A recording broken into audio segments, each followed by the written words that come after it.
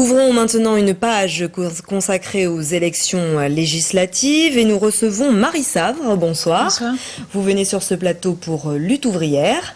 On s'était vus toutes les deux sur ce plateau avant la présidentielle. Qu'est-ce qui change pour vous, Lutte ouvrière, depuis ces élections ? Écoutez, pas grand-chose finalement. La tête de l'État a changé. Hollande a pris la place de Sarkozy. Néanmoins, les plans sociaux continuent. La crise s'aggrave, on le voit peu à peu.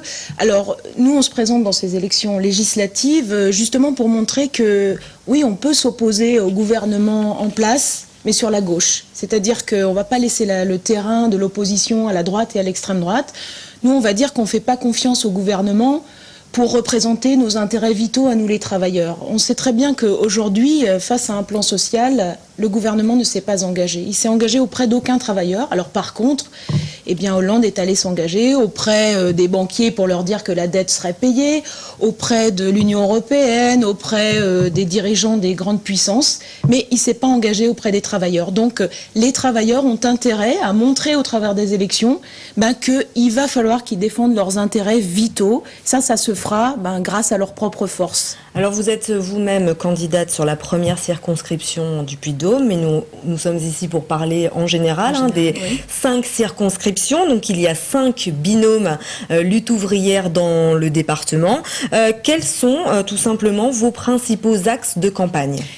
Nous, ce qu'on va dire et redire, c'est qu'il faut absolument que les travailleurs montrent leurs exigences au travers des élections et se préparent dans leur tête, se préparent grâce à un programme pour inverser le rapport de force.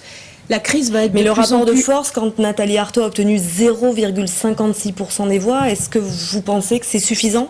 En fait, le rapport de force dont on parle, nous, c'est le rapport de force social dans les entreprises, le rapport de force au quotidien.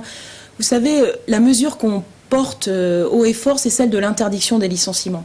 Cette mesure-là, c'est une mesure qui a comme équivalence la journée de 8 heures ou les congés payés. Et ces mesures-là ne pourront être imposées qu'à travers une lutte importante du monde du travail.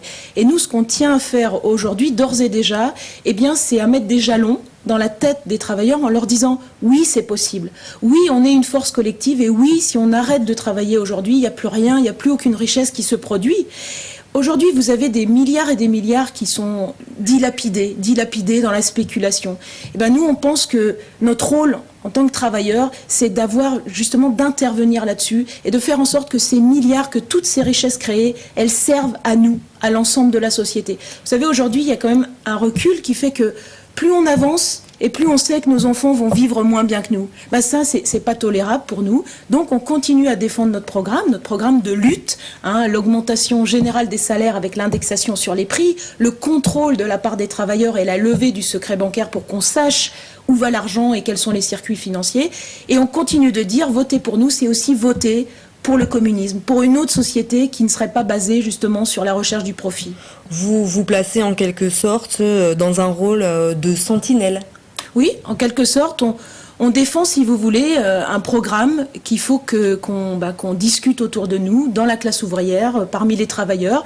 Et vous savez, dans la campagne présidentielle, peut-être que Nathalie Arthaud n'a fait que 0,5%, c'est vrai, mais c'est aussi vrai qu'on a rencontré beaucoup de travailleurs qui avaient décidé de voter utile, qui avaient décidé de voter pour François Hollande ou pour Jean-Luc Mélenchon, mais qui nous disaient, oui, vous avez raison, oui, l'interdiction des licenciements, oui, c'est ce qu'il faudrait, parce qu'aujourd'hui, les patrons font ce qu'ils veulent, il faudrait les empêcher de faire ce qu'ils veulent et interdire ces licenciements.